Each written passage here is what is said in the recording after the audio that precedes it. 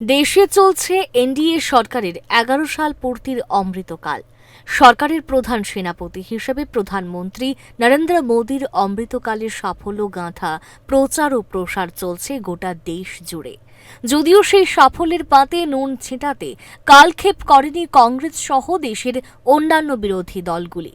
দেশের অন্যান্য প্রান্তের সঙ্গে পাল্লা দিয়ে রাজ্যেও এই কর্মসূচি নিয়ে ময়দানে ঝাঁপিয়েছে প্রদেশ গেরুয়া ব্রিগেড। অমৃতকালের প্রচার জনমানুষের প্রতিটি স্তরে নিয়ে যাওয়ার ব্রত নিয়েছে প্রদেশ বিজেপি।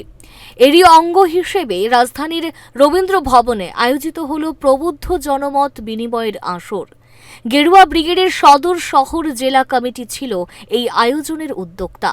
অবধারিতভাবেই রাজ্যের মুখ্যমন্ত্রী সহ তার মন্ত্রিসভার সমস্ত সদস্য সহ প্রদেশ বিজেপির প্রথম সারির নেতৃত্বরা উপস্থিত ছিলেন মত বিনিময়ের আসরে। সঙ্গত কারণেই রাজ্য মন্ত্রিসভার নেতা হিসাবে মুখ্যমন্ত্রী ছিলেন সভার মুখ্য আলোচক। মুখ্যমন্ত্রী তার আলোচনায় সুন্দরভাবে বিন্যস্ত করলেন মোদী সরকারের ১১ সালের বিভিন্ন সাফল্য গাঁথার নানা দিক। আলোচনায় পাশাপাশি টেনে আনলেন দেশের অতীতকাল। সেই প্রসঙ্গে কংগ্রেসকে ঠুকলেন মুখ্যমন্ত্রী ডক্টর মানিক সাহা। কংগ্রেসের এক সময়কার গরিবি হটাও স্লোগানকে কটাক্ষ করে মুখ্যমন্ত্রী কি বললেন দেখুন। আগামী দিন মাননীয় প্রধানমন্ত্রী এই বিষয়ে আলোচনা হয়েছে। গরিবি হটাও, গরিবি হটাও, গরিবি হটাও স্লোগান আমরা অনেকদিন আগে থেকে শুনেছি, কয়েক দশক ধরে আমরা শুনেছি, কিন্তু দেখা গেল গরিবদেরই হটানোর কাজ হয়েছে। কিন্তু আমাদের মাননীয় প্রধানমন্ত্রী প্রায় ১৪০ কোটির মধ্যে ২৫ কোটি বিপিএল এর উপরে ওনাদের গরিবী রেখার থেকে ওনাদেরকে উপরে উঠিয়েছে। এবারে যে রিপোর্ট এসছে তাতে দেখা গেছে ২৫ কোটি মানুষ আজকে তাদের যে স্তর ছিল তার থেকে উপরে চলে এসেছে। দেশের সামগ্রিক উন্নয়নের পাশাপাশি সন্ত্রাস নামক শত্রু নিধনেও কামাল করেছেন প্রধানমন্ত্রী নরেন্দ্র মোদী।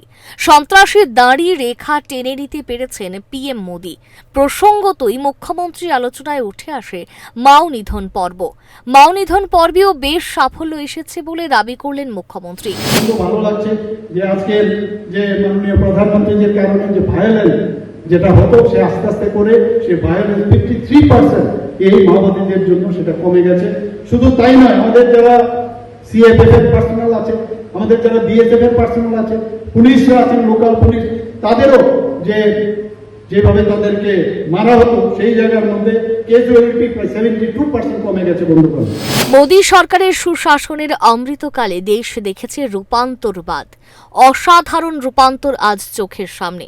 অতীত যখন ছিল নানা ধরনের কেলেঙ্কারির মালায় পরিবেষ্টিত, ঠিক সেই আবহেই পরিবর্তন আনা হয়েছে। এখন আর সেই স্ক্যাম্পের সুযোগ নেই।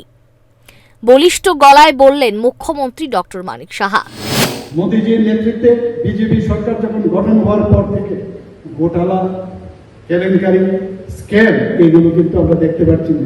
আমাদের সরকারও, আমরা যে ত্রিপুরার প্রদেশে আছি, ভারতীয় জনতা পার্টির অন্যান্য যে প্রদেশে সরকার আছে বা এনডিএর যে সরকার আছে, কোথাও কারণ সুবিধা নেই, কিছু করার উপায় নেই। স্ক্যাম, কেলেঙ্কারি, ঘোটালা অসম্ভব ব্যাপার, করা যাবে না। এই যে নতুন ভাবে পলিটিক্স, পারফরমেন্স পলিটিক্সের যে নতুন পরিবেশ, সেটা মাননীয় প্রধানমন্ত্রী আজকে আমাদের যে সুশাসনের যে ব্যবস্থা, কিভাবে সুশাসন করতে হয়, গুড গভর্নেন্স, সেই কথাটা উনি আনেছেন।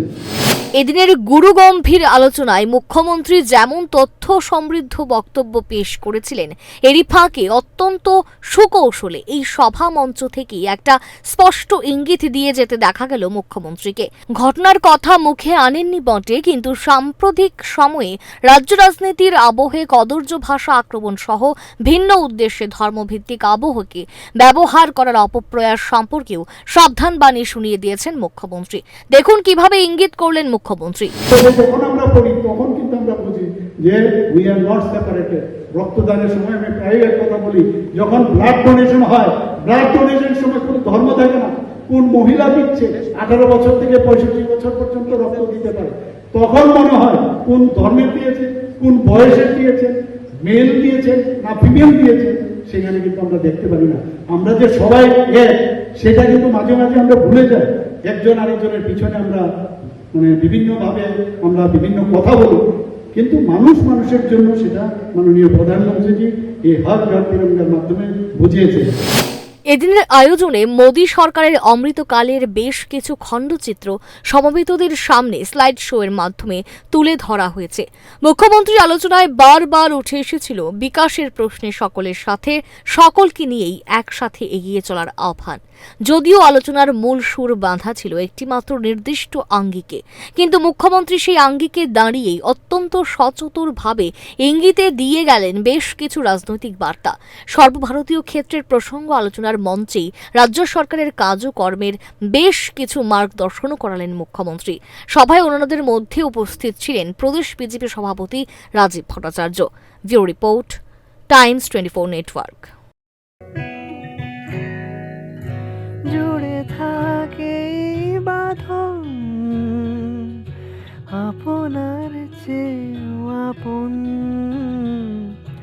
জুড়ে থাকে বাঁধন আপনার চেয়েও আপন, আপনার চেয়েও আপন।